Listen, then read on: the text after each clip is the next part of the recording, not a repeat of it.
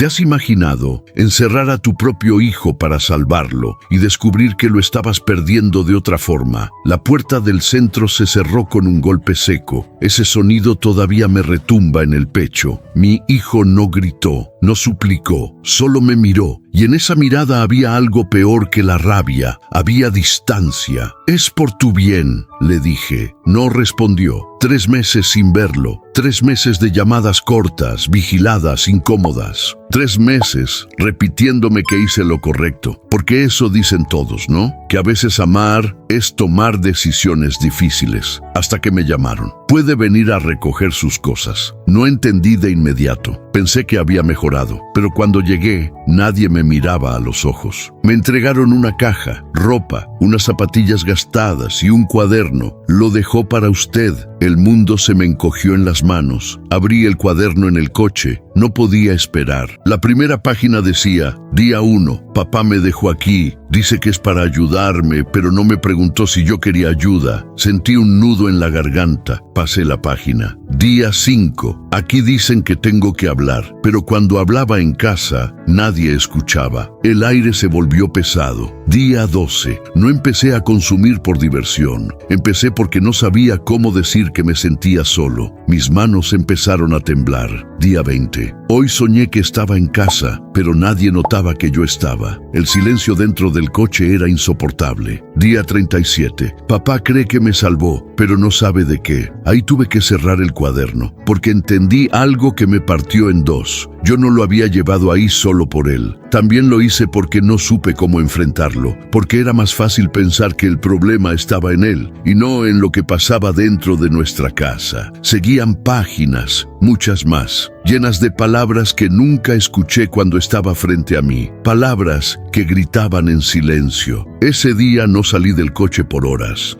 porque por primera vez estaba escuchando a mi hijo. Tarde, demasiado tarde. A veces creemos que amar es controlar, corregir, encerrar, arreglar, pero hay heridas que no se curan con distancia, se curan con presencia, con conversaciones incómodas, con escuchar cuando no queremos escuchar.